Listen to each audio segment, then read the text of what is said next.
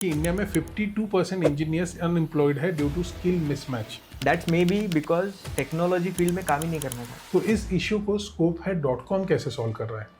Sir, job market में fake experience का trend बढ़ रहा है। फेक एक्सपीरियंस शायद पकड़ा ना जाए, पकड़ा जाता है, शायद जिंदगी भर फेक एक्सपीरियंस ही लगाना पड़े। AI और ऑटोमेशन के आने के बाद रिक्रूटर का रोल खत्म हो जाएगा। आज के जनरेशन का क्या थॉट प्रोसेस है जॉब को लेके?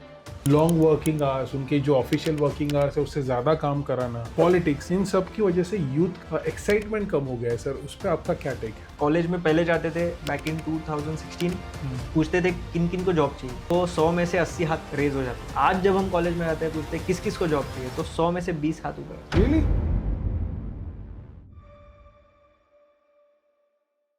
Hello everyone, this is Nikhil Maurya and welcome to the Nikhil Maurya show. आज हमारे जो गेस्ट है वो काफी इंपॉर्टेंट गेस्ट है। उनका नाम है Govinda Sadamate with more than 17 plus years of experience in various industry. साथ ही में he is a B mechanical engineer and also MBA in international business. और साथ ही में he is running his own startup from last 1 year by the name ScopeHead.com, which is helping India's youth to get the right job with the right skill set. तो चलिए करते हैं उनसे कुछ बातचीत। So Govinda sir, thank you so much for coming to my podcast. It's been wonderful to have you here. Thank you. हाँ, so sir, सबसे पहले हम स्टार्ट करेंगे with your introduction, जहाँ पे मुझे I want your crisp introduction, जहाँ पे आप अपने बैकग्राउंड के बारे में बताइए, साथ ही में आपके जर्नी के बारे में बताइए, and how was your experience so far running your own startup? So background as in मेरे एजुकेशन तो मैकेनिकल इंजीनियरिंग में हुआ है। जी। तो बहुत कुछ तो मैंने बता दिया है sir, but still if you want to add something. Typically जब मैकेनिकल इंजीनियरिंग वाज कूल, तब से मैकेनिकल फील्ड में हूँ। फिर 2008 टू 2012 में कुछ मैकेनिकल फील्ड में मैंने एक्सपोजर लिया वाइल स्टडिंग। देन उसके बाद पता चला कि थोड़ा और सीखना चाहिए, तो MBA करने के लिए आगे गया। तो MBA के बाद फिर से एक बिजनेस शुरू किया खुद का, तो वहाँ पे एक्सपीरियंस लिया इनटू गारमेंट्स इंडस्ट्री। उसके बाद 2016 में मैंने एक प्लेटफॉर्म बिजनेस शुरू किया खुद का, जो मेरा फर्स्ट स्टार्टअप था। सो कॉल्ड स्टार्टअप, उससे पहले बिजनेसेस किए थे, वो मेरा फर्स्ट स्टार्टअप था। तो वो प्लेटफॉर्म था फॉर बिजनेसेस। तो उस प्लेटफॉर्म ने हमें अच्छा, मतलब we did well. For 7 years I ran that company. More than 2 lakh businesses joined us on our platform. Impressive. And there I understood that businesses तो टीम से ही बनते हैं, ठीक है। Founder is a part of the team, founder से लेके office boy is a part of the team, even the security guard standing outside is a part of a team. So इंसानों से बनता है। So then after getting exit from that startup, then I said let's get some job experience, क्योंकि 12 साल हो चुके थे तब तक, लेकिन जॉब नहीं किया था, तो वो भी करके देखना था। तो then I joined a company, I handled a separate department there, did a good business there. Okay. For the company, and then I understood that hiring is very difficult, because first time in my life I had to hire more people. Okay. And that time I understood that all the platforms which are there in the market, all the recruitment agencies, they cannot help you much when it comes to hiring. So फिर I said कि let's get into this space. Problem statement तो बहुत बड़ा दिख रहा है, let's get into this space. तो फिर वहाँ से ScopeHead.com की शुरुआत हुई, and now we are I was about to ask you that question, लेकिन आपने उसका आंसर दे दिया sir. Thank you so much sir. जैसे कि I have seen your LinkedIn page, I have seen your LinkedIn profile. तो sir, अभी आपने एक रिसेंट में कुछ दिन पहले you have posted a fact, जहाँ पे आपने बताया कि इंडिया में 52% इंजीनियर्स अनएम्प्लॉयड है ड्यू टू स्किल मिसमैच। तो इस इशू को ScopeHead.com कैसे सॉल्व कर रहा है? I want to know. Okay, so थोड़ा सा हमने बस नज़रिया और पाथ बदला है जी।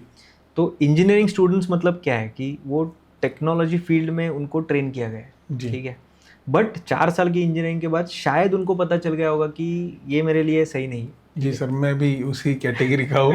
सही है, तो आप रिलेट कर रहे हो उससे। बिल्कुल बिल्कुल। तो अगर 52%, when we say 52% engineers are unemployed, जी, दैट्स मे बी बिकॉज वो टेक्नोलॉजी फील्ड में काम ही नहीं करना चाहते, तो घर पे बैठे हुए, क्योंकि उनको पता ही नहीं है कि एज एन इंजीनियर वो और क्या कर सकते हैं। जी। और जिनको टेक्नोलॉजी फील्ड में काम करना है, शायद उनके पास वो स्किल्स नहीं है, तो वहाँ पे स्किल गैप आता है। तो ScopeHead.com क्या कर रहा है कि even if you are engineer और यू आर कॉमर्स ग्रेजुएट और anything, your degree should not define your further path. Because this world is changing ना.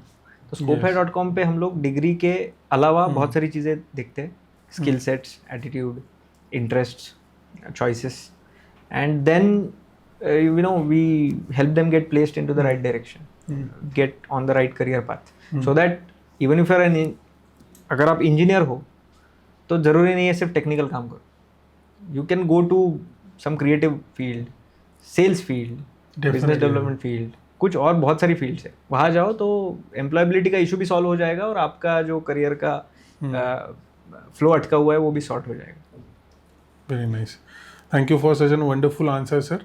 सर मैं ये पॉडकास्ट को 4 पार्ट्स में डिवाइड कर रहा हूँ. सबसे पहले मैं आपको फैक्चुअल क्वेश्चन पूछना चाहता हूँ. उसके बाद सर हम थोड़ा बहुत इनसाइट्स पे जानेंगे. लाइक आई वांट कि आप थोड़े मिथ बस्ट करें जो इंडस्ट्री में है. उसके बाद सर कुछ बिलीव्स है लोगों के, उसके बारे में हम बात करेंगे जो भी जॉब अभी सीकिंग कर रहे हैं. और साथ में एंड में हम ट्रेंड्स के बारे में बात करने वाले हैं. तो सर सबसे पहले हम जो स्टार्ट करने वाले हैं that is with the facts. Sir job market में फेक एक्सपीरियंस का ट्रेंड बढ़ रहा है जिसमें लोग अपने रिज्यूमे में फेक एक्सपीरियंस दिखाकर जॉब ले रहे हैं. रिक्रूटर्स इस फ्रॉड से कैसे बच सकते हैं and what is your take on this? देखिए मुझे तो लगता है कि जो सिस्टम्स और जो प्रोसेसेस है हायरिंग की अभी, तो इससे बचना मुश्किल है. तो इससे बचना मतलब इट्स इम्पॉसिबल. ओके. क्योंकि हायरिंग प्रोसेस में 3 स्टेजेस. एक तो सीवी आता है, फिर सीवी एचआर स्कैन करता है या फिर डायरेक्ट कोई मैनेजमेंट पर्सन स्कैन करता है. उसके बाद इंटरव्यू होता है, इंटरव्यू के बाद फाइनल राउंड होकर हायरिंग होती है. तो ये स्टैंडर्ड प्रोसीजर है. अब इसमें एक्सपीरियंस का पता तब चलता है जब कोई जॉब हाथ में मिलता है, कैंडिडेट किसी असाइनमेंट पे बैठता है, किसी प्रोजेक्ट पे बैठता है, रियल वर्ल्ड प्रॉब्लम सॉल्व करने में बैठता है. तब तक कुछ पता नहीं चल सकता. ना हमारे एचआर उतने कैपेबल है कि वो बहुत आसानी से ये ढूंढ पाए. उन पे प्रेशर अलग रहता है. उन पे प्रेशर ये है कि पहले हायरिंग करो, बाद में देखा जाएगा वो सही है कि गलत. क्योंकि हायरिंग के बाद वो ट्रेनिंग मैनेजर्स के पास ही जाने वाले, तो वहाँ पे ट्रेनिंग मैनेजर्स ट्रेन कर ही देगा. तो कैंडिडेट्स को भी ये पता है और ये जो फेक एक्सपीरियंस दे रहे हैं उनको भी ये पता है कि एचआर को ये टाइम नहीं है देखने का कि ये एक्सपीरियंस फेक है या सही है. वो तो खुश हो जाता है, अच्छा 3 साल एक्सपीरियंस का बंदा मेरे सामने बैठा है तो चलो इसको झट से अंदर कर लो, बाद में बात का देखा जाएगा. क्योंकि वो उनके ऊपर नहीं है, उनके ऊपर है इतनी ओपनिंग्स है, हायर करना है. तो इससे बचना मुश्किल है. और जितनी कंपनीज़ है, जितने जॉब ओपनिंग्स है, जितने एप्लीकेंट्स हैं, जिस तरीका का केओस है, तो मुझे तो लगता है इससे बचने का सोचना छोड़ दीजिए. और जो भी कैंडिडेट आपको मिल रहा है उसको या तो अपस्किल कीजिए या तो जल्दी से उसको ऑन द जॉब ट्रेनिंग देना शुरू कर दीजिए. क्योंकि experience may not be relevant after 3 years, but उसका एटीट्यूड, उसके स्किल सेट्स और उसकी लर्निंग कैपेबिलिटीज़ या फिर उसकी जॉब करने की इच्छा, उसकी हंगर, ये सब आपको शायद अच्छा फ़ायदा दे जाए. तो एक्सपीरियंस को वेरीफाई करने के लिए टाइम वेस्ट भी मत कीजिए.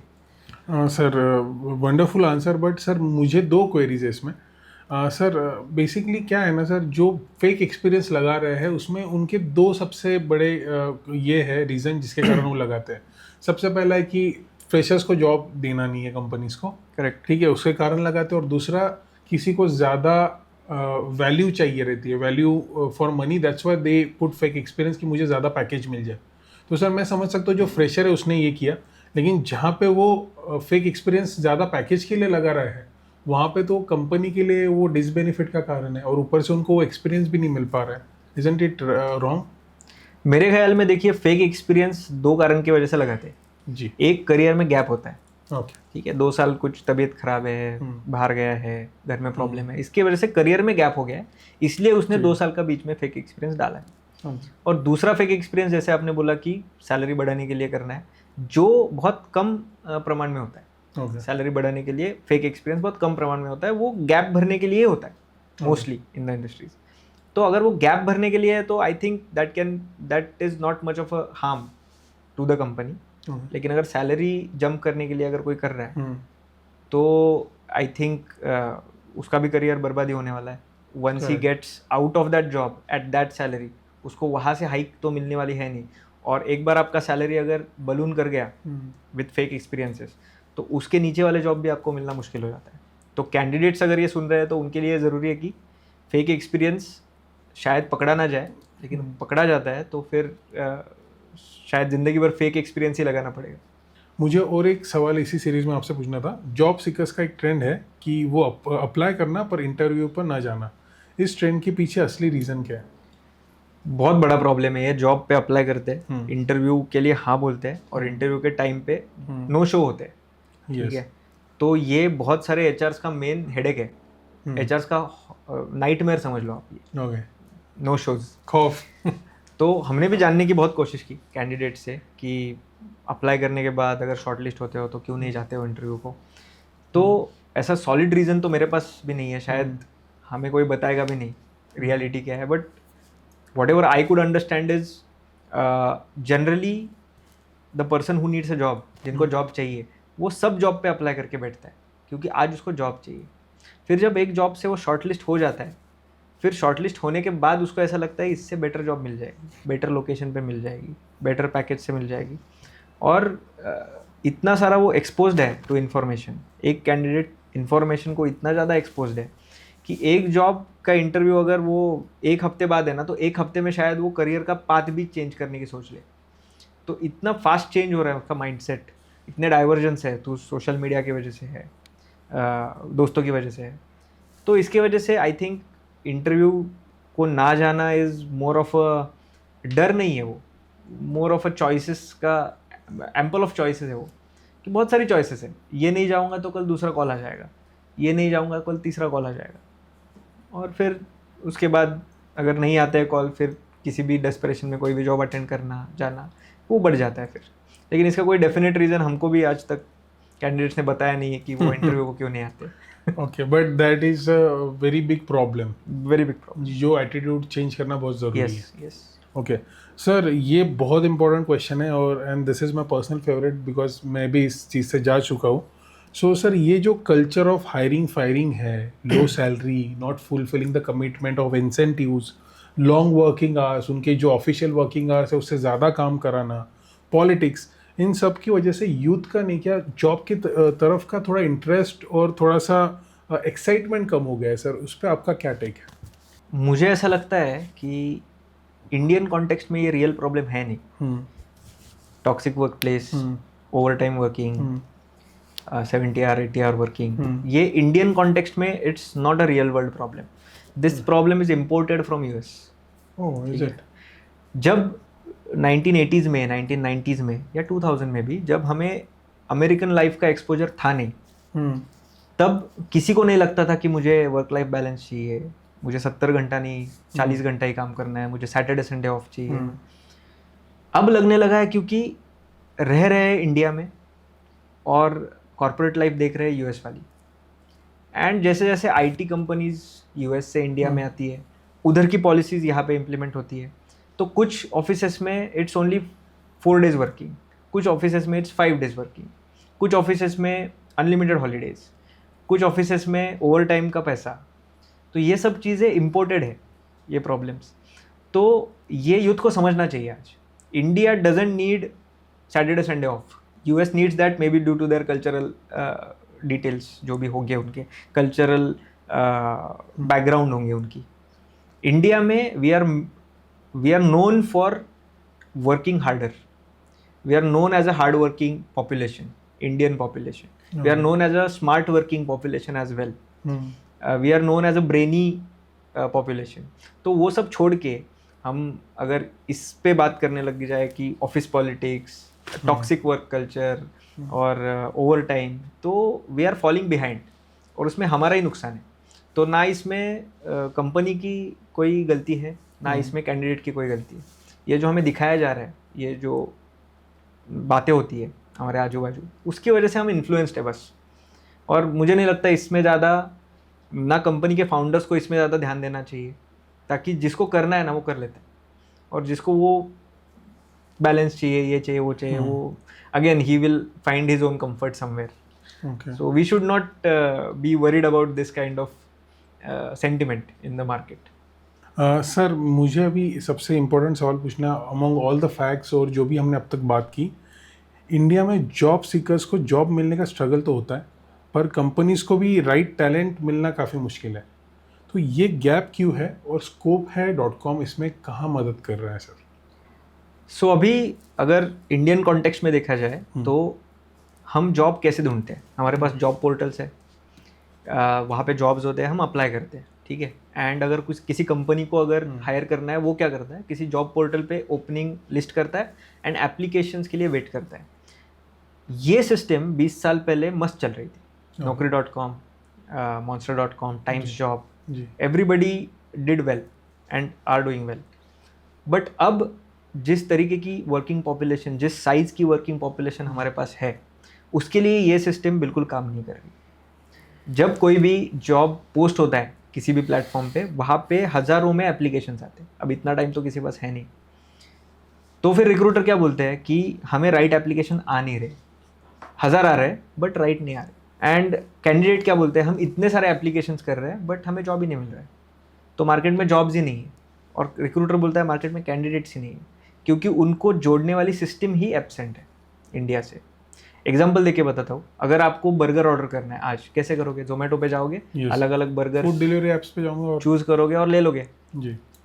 सोचिए जोमेटो नहीं होता और ये जैसे ओल्ड टाइप ऑफ सिस्टम होती, तो आपको ये करना पड़ता कि ऑनलाइन जाओ और पोस्ट करो कि मुझे बर्गर चाहिए, उसमें पनीर चाहिए, उसमें चीज़ चाहिए और उसमें रेड सॉस चाहिए, ठीक है। फिर सब रेस्टोरेंट्स वाले उस पर अप्लाई करते कि मेरे पास ये बर्गर है, मेरे पास ये बर्गर है, इतना प्राइस, इतना प्राइस, सब आप फिर उस एप्लीकेशंस को स्क्रीन करते, फिर उसमें से 2 बर्गर शॉर्टलिस्ट करते, फिर उनको फ़ोन लगाते, फिर वो बोलते अरे वो तो ख़त्म हो गया। आप बोलते प्रोसेस हो गई। फिर आप बोलते मार्केट में तो बर्गर ही नहीं है, मुझे तो भूख लगी है। और बर्गर बेचने वाला बोलता अरे यार कोई खाने वाला ही नहीं है, मैं कब से अप्लाई किया जा रहा हूँ। ये तरीके की सिस्टम जो है ना, इसकी वजह से वो गैप हो रहा है मार्केट में। तो Skopify.com यही गैप को फिल कर रहा है। सिस्टम नहीं चाहिए, क्योंकि अभी we need a new system ना। वो जॉब पोस्ट करके अप्लाई करना is not matching with the scale that we are at as an high population country. We are at a very big scale. So Skopify.com is giving a direct access. आपको graphic designer चाहिए 3 साल experience, आपको search करना है, आपको सब graphic designers 3 साल experience सामने दिखेंगे, कॉल कर लो, इंटरव्यू को बुला लो, हायर कर लो। It's as simple as that. So ये बोथ वे वर्क कर रही है, रिक्रूटर के लिए भी और जो एम्प्लॉई जॉब सीकर है उसके लिए भी। जॉब सीकर के लिए तो वो सेल्फ लिस्टिंग प्लेटफॉर्म हो गया। आज बिजनेस खुद को लिस्ट करता है जस्ट डायल पे, आज प्रोडक्ट खुद को लिस्ट करता है अमेजोन पे, लेकिन as a person where would you list yourself? There is no listing platform for person, right? And the competition that we have in India, आज इंडिया में जो कॉम्पिटिशन है, we need a listing platform for people so that we can showcase our skills. हम अपनी skills दिखा पाए और employers को दिखा पाए कि yes I am the guy you need. तो बस Skopify.com यही कर रहा है। ग्रेट सर, और मैं कुछ Skopify.com के बारे में जानना चाहूँगा, like what are your unique selling points? Skopify.com का यूनिक सेलिंग पॉइंट है search engine approach. Okay. Skopify.com के कंपटीशन में आज कौन है? अगर बाकी प्लेटफॉर्म देखे जाए तो बहुत बड़े हैं, मतलब we don't say that we are competition to them, but competitor analysis करते वक्त हमको दिखा कि Naukri.com है, अपना.com है, तो बहुत सारे बड़े बड़े जॉब सर्च इंजन है। सर इसमें आप इनोवेटिव क्या कर रहे हो as compare to them? Correct. So innovation यहाँ पे है कि वो जॉब लिस्टिंग मेथोडोलॉजी से आगे जा रहे हैं। ओके। हम लोग डायरेक्ट सर्च मेथोडोलॉजी से आगे जा रहे हैं। हम लोग खुद को गूगल जैसे रख रहे हैं। Okay. You just search and get the data you want, nothing in between. Open source आप रख रहे हो? Technically it's not open source, but आप बिजनेस वाइज बोल सकते हो। ओके, या very nice sir. So sir अभी हम मिथ्स पे आते हैं कुछ। मुझे जो पूछना है and you tell me whether it's true और इसे बस्ट किया जा सकता है। तो सर सबसे पहला क्वेश्चन है सर, एआई और ऑटोमेशन के आने के बाद रिक्रूटर का रोल खत्म हो जाएगा या फिर in future AI plus human expertise का बेस्ट कॉम्बिनेशन बनेगा? मुझे लगता है इंसान को समझने के लिए कभी एआई यूज नहीं आएगा, and recruitment is all about understanding the person. जितना ज़्यादा इंसान इसमें इन्वॉल्व है, उतनी ज़्यादा पॉसिबिलिटी है कि रिक्रूटमेंट इज हैपनिंग करेक्टली। बीच में आपने एक एग्जांपल देखा होगा, एक बड़ी कंपनी में उन्होंने एक एआई टूल बिठाया कि जो भी रेज्यूमेज आ रहे हैं, पहले एआई टूल उनको स्कैन करता है, फिर एचआर के पास सेंड करता है। तो उनके एक सीनियर पर्सनल ने क्या किया, कंपनी के टॉप मैनेजमेंट का पर्सन ने एक जॉब के लिए अप्लाई किया थ्रू द सिस्टम, और एआई ने उनका ही एप्लीकेशन रिजेक्ट कर दिया। My God, I didn't know that. So if this is happening with AI, then I don't think it is going to replace us. So you are saying कि human cannot be replaced by AI. Definitely they can take the help of it, but उसको भी आपको guide करना पड़ेगा, उसको भी आपको monitor करना पड़ेगा AI को, नहीं तो अदरवाइज अच्छे अच्छे, जैसा कि आपने एग्जांपल दिया वैसा हो सकता है। एआई हमारे एफर्ट्स रिप्लेस करेगा, जैसे कि पहले हमें चलना पड़ता था, फिर अब गाड़ी में बैठ के आ जाते, लेकिन हमको रिप्लेस करना मुश्किल है। Definitely sir, that's an wonderful answer. Sir और एक मिथ के बारे में मैं जानना चाहूँगा, जैसे कि टैलेंट एक्विजिशन का एक बड़ा मिथ है कि रिक्रूटर सिर्फ रिज्यूमे फॉरवर्ड करते हैं, इसके बारे में आपका क्या कहना है? ये मुझे लगता है आज तो ये मिथ है, पहले शायद होता होगा, जी। आज पॉसिबल नहीं है, क्योंकि रिक्रूटर्स इसीलिए पिक्चर में है आज, क्योंकि कंपनीज को खुद रेज्यूमेस पढ़ने नहीं है, कंपनी को खुद शॉर्टलिस्टिंग करना नहीं है, तो कंपनीज को ये चाहिए रिक्रूटर्स सीधा इंटरव्यू लगा दे। तो अगर सीधा इंटरव्यू लगाना है तो रिक्रूटर्स तो सिर्फ रेज्यूमे भेज के तो पैसा कमा नहीं सकते, तो आज के ज़माने में ये मिथ है। Okay sir. Sir another myth I want to ask कि कुछ लोग कहते हैं कि recruitment agencies hiring process slow कर देती है और बस पैसा कमाने का एक तरीका है। What's your take on this? Recruitment agencies के लिए वैसे भी वो बिजनेस स्लो ही है, मतलब उनकी तो हवा टाइट है ऑलरेडी, क्योंकि रिसोर्सेस देने को टाइम लग रहा है, रिसोर्सेस देने के बाद 30 दिन बाद पेमेंट आता है, कभी कभी वो रिक्रूट अगर 90 दिन में छोड़ के चले जाए तो वापस वो पैसा या तो रिप्लेसमेंट देना पड़ता है या तो पैसा देना पड़ता है, ऑलरेडी उनके लिए बिजनेस स्लो है, तो वो तो बिजनेस स्लो करने के बारे में नहीं सोच सकते, तो it's a myth. Okay. Another question I want to ask sir कि आपको क्या लगता है कि 10 साल के बाद हायरिंग इंडस्ट्री फुल्ली डिजिटल हो जाएंगी या ह्यूमन रिक्रूटर्स का मेजर रोल उस टाइम पे भी रहेगा? आई थिंक रिक्रूटमेंट में जब सिलेक्शन की प्रोसेस आती है तब ह्यूमन इंटरवेंशन बहुत ज़रूरी है, ह्यूमन इंटरवेंशन रहने ही वाला है, बट शॉर्टलिस्टिंग या फिर सर्च करना कैंडिडेट तक, डिस्कवरी बोलते हैं जिसको, discovery phase will be digital, 100% digital, shortlisting and final decision will be by human intervention. Yes, definitely. Okay sir, that's a wonderful answer. ये सभी मिथ्स आपने बस किए। Now it's time for the believes, जो आजकल लोगों के beliefs हैं, हम उसके बारे में बात करेंगे। तो सबसे पहला सवाल सर मुझे पूछना है कि एक पॉपुलर बिलीफ है कि स्किल से ज़्यादा राइट एटीट्यूड मैटर करता है, अकॉर्डिंग टू यू ये कितना सही है? ये तो जॉब के हिसाब से डिपेंड करता है, जॉब पे डिपेंड करता है। तो स्किल या एटीट्यूड, तो अगर आपका काम है जहाँ पे स्किल ही लगने वाला है, जैसे कि अगर आप एक एंड्रॉयड डेवलपर हो तो आपका कोडिंग स्किल ही काम करेगा वहाँ पे, आपका एटीट्यूड बस ऑफिस में बैठने का भी हो या फिर राइट टाइम पे डिप्लॉय करने का भी हो तो भी चलेगा, लेकिन अगर आपके काम में हार्डकोर स्किल्स इन्वॉल्व नहीं है, जैसे कि आपका काम सेल्स का है या फिर बिजनेस डेवलपमेंट का है या फिर मे बी मार्केटिंग का है, तो वहाँ पे तो एटीट्यूड ही मैटर करेगा, क्योंकि वहाँ पे हार्डवर्क होता है, वहाँ पे इंटरपर्सनल स्किल्स मैटर करते हैं, वहाँ पे लोगों से बात आप कैसे करते हो वो मैटर करता है, तो वहाँ पे एटीट्यूड मैटर करता है। Whereas core skills, hardcore skills में attitude is just secondary, good to have thing. Okay, very nice answer. Sir another question I want to ask in believes is, कई हायरिंग मैनेजर्स कहते हैं कि एक candidate perfect नहीं है तो भी उसे हायर करो, ट्रेन करो, क्योंकि स्किल सीखी जा सकती है। आपका इस पे क्या टेक है? हाँ, मतलब मैं इससे सहमत हूँ कि आप हायर करो और वो जॉब पे ट्रेन हो जाएगा, क्योंकि आज देखिए मार्केट बदल कैसे गया है। पहले अगर किसी को 20 साल का एक्सपीरियंस है तो ही इज़ वेरी गुड, आज किसी को 20 साल का एक्सपीरियंस है तो ही इज़ ऑब्सोल्यूट, वो डायनासोर है आज की दुनिया में। और आज स्टार्टअप्स ऐसे बन रहे हैं जहाँ पे फाउंडर को भी पता नहीं है कि ये चीज़ कैसे की जाती है, तो everybody who is joining the startup is learning something new, everybody who is joining a new age company is learning something new, उनको कुछ अलग ही करना है। जैसे कि 10 मिनट में डिलीवरी करनी है, ये पूरी सिस्टम के लिए नया है, तो जेप्टो में ना उस फाउंडर को पता था 10 मिनट में कैसे पहुंचेगा, ना उसके डिलीवरी बॉय को पता था कि 10 मिनट में कैसे पहुंचेगा, तो वहाँ पे हायर करो और ट्रेन करो, इसके अलावा तो कोई ऑप्शन बचा नहीं। तो बदलती दुनिया में यही है कि हायर करो और ट्रेन करो। Okay, very nice answer sir. Sir on the belief section, this is the last question but बहुत इंपॉर्टेंट क्वेश्चन है। Sir there is another popular belief कि रेफरल्स हमेशा बेटर होते हैं ट्रेडिशनल हायरिंग के कंपैरिजन में। आप क्या इस पर एग्री करते हो और what's your take on this? I definitely agree on this कि referrals are better. Referrals will beat every other hiring process. Okay. क्योंकि रेफरल में 2 प्रॉब्लम नहीं होते हैं जी। पहला प्रॉब्लम, वो अगर रेफरल से ज्वाइन हुआ है ना तो वो छोड़ के जाते वक्त 2 बार सोचेगा कि अरे मेरे दोस्त का इमेज, मेरे दोस्त का यहाँ का जॉब, वो ना खतरे में आ जाए, दोस्त की यहाँ की जो उसने गुडविल बनाई है वो ना खतरे में आ जाए, तो वो भागेगा नहीं छोड़ के, because he has come through referral. And दूसरी चीज़, अगर वो रेफरेंस से आया है तो now there are 2 people working to make the job perfect. जो आया है वो और जिसने लाया है वो. Okay. तो that adds up and it's good for the recruiters कि आप रेफरेंस से ही रिक्रूट कर लो. That was really precise answer, sir, and thank you for being so genuine and truthful about it.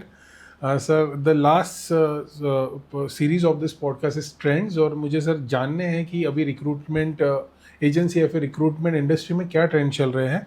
तो सर सबसे पहले मुझे जानना था सर, ड्यूरिंग कोविड जो ग्रेट रेजिग्नेशन हुआ उसके बाद हायरिंग में क्या ट्रेंड्स बदले हैं. लोग अभी जॉब सिक्योरिटी से ज़्यादा जॉब फ्लेक्सिबिलिटी प्रीफर कर रहे हैं कि दे आर स्टिल प्रेफरिंग कि जॉब मिले अच्छा, और and I will be more take action towards the job कि मुझे उसका सिक्योरिटी रहे. ये जो ट्रेंड आपने बताया कि ग्रेट रेजिग्नेशन, हाँ, तो ये जो ट्रेंड आपने बताया ग्रेट रेजिग्नेशन का, मोस्टली वो आईटी इंडस्ट्री में हुआ था जी. जहाँ पे रिमोट जॉब्स पॉसिबल थे. ठीक है, इंडिया में आईटी के जॉब्स तकरीबन 12 से 13% ही होंगे शायद, उससे भी कम. ठीक है, बाकी जो 80 to 90% जॉब्स है वो उनमें ये ग्रेट रेजिग्नेशन नहीं हुआ था, और उनमें कोई वर्क लाइफ बैलेंस नहीं ढूंढ रहा है. आपको ऐसे जॉब्स बताता हूँ कि जिनमें सैटरडे संडे भी छुट्टी नहीं होती, 7 days ऑफ वर्क, उसमें एक साल में सिर्फ एक छुट्टी होती है, वो भी दिवाली की, लक्ष्मी पूजन की. तो ऐसे जॉब में भी हजारों लोग काम कर रहे हैं. Sir like what job, if you could give an example. ठीक है, तो कंपनी का नाम ना लेते हुए मैं बताता हूँ कि जो आपके इंश्योरेंस को प्रोसेस करते हैं, ओके, या फिर आपके कार इंश्योरेंस हो, या फिर हेल्थ इंश्योरेंस हो, म्यूचुअल फंड पॉलिसी हो, तो उसको जो प्रोसेस करते हैं, जो एम्प्लॉयज़, जो कंपनी जिसको प्रोसेस करती है, उनके 6 मंजिला बड़ी बड़ी इमारत में प्रोसेसिंग सेंटर्स होते हैं, डेटा प्रोसेसिंग सेंटर्स बोलते हैं उसको. तो उसमें जो रिक्रूट करते हैं वो लोग, उनको बताया जाता है कि आपको सैटरडे संडे भी छुट्टी नहीं होगी, आपको ना सिक लीव होगी, ना आपको कोई कैजुअल लीव होगी, और साल में एक छुट्टी होगी जो दिवाली की होगी, और वो भी हाफ डे होता है. दिवाली को शाम को आपको छुट्टी होती है, सुबह काम करना होता है. Seriously? My god. Let's come to the next question sir. Sir आपको क्या लगता है आज के जनरेशन का क्या थॉट प्रोसेस है जॉब को लेके? Now you are going to various institutes to take the interviews. आपको क्या लगता है सर आज के यूथ का क्या थॉट प्रोसेस हुआ है जॉब को लेके? Whether they are more interested to do the job, or they are more interested to do freelancing or something else. देखिए, जब हमने शुरू किया था ये जी, और हम जानते नहीं थे इतना क्या उनका एक्सपेक्टेशंस है, तब हमको लगता था कि 2 टाइप के यूथ है इंडिया में, जिनको जॉब चाहिए और जिनके पास ऑलरेडी पैसा है. फिर हमको पता चला ऐसा नहीं है. इंडिया में 2 टाइप के यूथ है. एक वो यूथ है जिसको हम नीडी बोलते हैं. Needy not in terms of money, but he wants to follow the same thing that his elder brother did. Okay. And he wants to he needs security in his life. Okay. तो उनको job चाहिए, लेकिन ये इनकी तादाद कम होती जा रही है. ठीक है, और दूसरे हम बोलते हैं जिनको एस्पिरेशनल बोलते हैं. तो एस्पिरेशनल वो लोग हैं जिनको वो नहीं करना है जो उनके बड़े भैया ने किया था या फिर उनके पापा ने किया था. उनको वो करना है जिससे उनको बहुत सारा पैसा बनाना है. ठीक है, एंड आपने जो पूछा कि उनकी मेंटेलिटी क्या है टुवर्ड्स जॉब, तो आजकल उनको 20-30 हज़ार 40 हज़ार ये बहुत कम अमाउंट लगता है. अगर कोई उनको बोल दे कि मैं तुम्हें 40,000 की सैलरी देता हूँ, आप जॉब ज्वाइन कर लो, तो उनको लगता है 40,000 में मेरा क्या होगा. उनके लिए पैसा कमाना मतलब सिर्फ लाखों की बात करो. ठीक है, तो इसकी वजह से now they are more aspirational, they want to explore more newer things in the market, जो जिसका उनको एक्सपोजर भी है. आज सोशल मीडिया पे अगर 3-4 घंटे कोई स्टूडेंट स्पेंड करता है तो उसको बहुत सारे लोग हैं अलग अलग तरीके के जो बता रहे हैं कि ऑनलाइन पैसे कैसे कमाए जाते हैं, और वो कैसे मर्सिडीज खरीद रहे हैं और every other YouTube channel is saying that. It's saying that, right? Yes sir. तो उनका नेचुरल इंक्लिनेशन है कि जॉब नहीं करना है, मुझे तो यही कुछ अलग न्यू एज करना है. New age. और इसका इम्पैक्ट वर्ल्ड वाइड देखा जा रहा है. लिंक्डइन के जो करता धरता है उन्होंने बोला है कि अगले 10 साल में ये 9 to 5 जॉब वाला कल्चर फिनिश हो जाएगा. ठीक है, अगर वो ये बोल सकते हैं तो कुछ तो ट्रेंड देखी होगी उन्होंने. तो इसीलिए अब हम भी वही ट्रेंड देख रहे हैं. कॉलेज में पहले जाते थे बैक इन 2016, पूछते थे किन किन को जॉब चाहिए, तो 100 में से 80 हाथ रेज हो जाते थे कि हमें जॉब चाहिए. आज जब हम कॉलेज में आते हैं पूछते हैं किस किस को जॉब चाहिए, तो 100 में से 20 हाथ ऊपर आते हैं. Really? Yes. Only 20%? Yes.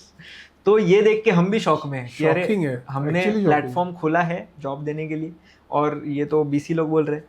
फिर हमें पता चला नहीं हम लोग सही डायरेक्शन में। क्यों? क्योंकि बाकी के 80 लोग जो है वो अपॉर्चुनिटी ढूंढ रहे हैं, वो नौकरी नहीं ढूंढ रहे, वो स्कोप ढूंढ रहे। इसलिए हमने प्लेटफॉर्म scope.com मार्केट में लॉन्च किया एंड लेट्स से कि सबको स्कोप मिल जाए इससे। जी sir, now I am coming down to the last question of this podcast and it's very important. Sir, मैं जानना चाहूँगा कि आपके एक्सपीरियंस में आज का जो फास्ट चेंजिंग वर्ल्ड है उसमें आज के यूथ को कैसा रहना चाहिए और क्या चीज़ें, क्या टिप्स आप उनको देना चाहोगे? सो आज देखिए, एक बहुत इम्पोर्टेंट डिफरेंस है जो हमें समझना चाहिए, जो इंडिया में हो रहा है। ठीक है, 10 साल पहले अगर आप बीकॉम हो, बीबीए हो, तो आपके लिए करियर ऑप्शन सेट थे। बीकॉम हो तो या तो अकाउंट्स में जाओगे या फाइनेंस में जाओगे, अगर बहुत ही ब्रिलियंट हो तो सीए करोगे, या फिर कुछ नहीं समझता है अकाउंट्स का, मैथ्स का, तो आप सेल्स या मार्केटिंग में चले जाओगे। अभी ऐसा नहीं है। बीकॉम वाला बंदा आज यूआई यूएक्स डिजाइनर बन सकता है, वीडियो एडिटर बन सकता है, ग्राफिक डिजाइनर बन सकता है, डिजिटल मार्केटर बन सकता है, कंटेंट क्रिएटर बन सकता है, वीडियो एंकर बन सकता है, आर्टिस्ट बन सकता है, फ्रीलांस फोटोग्राफर बन सकता है, और सभी जगह पे उसको स्कोप है। तो बस यही डिफरेंस है कि आप खुद को आपकी डिग्री की लाइन में कंस्ट्रेंट मत करो, कन्फाइन मत करो। आप ये सोचो कि degree was your eligibility that you completed, now the world is still open. आपने इंजीनियरिंग भी किया है तो शर्माओ मत ये बोलने को मुझे फाइनेंस में काम करना है। You can take the knowledge and work in finance field engineer होने के बाद भी। एंड आपने अगर कॉमर्स में कुछ एजुकेशन किया है तो ये मत सोचो अभी मुझे कॉमर्स में ही काम करना पड़ेगा, मतलब वो फाइनेंस, नंबर गेम एक्सेट्रा। नहीं, you can work in creativity if your mind works there. And आज वर्ल्ड उसके लिए ओपन है।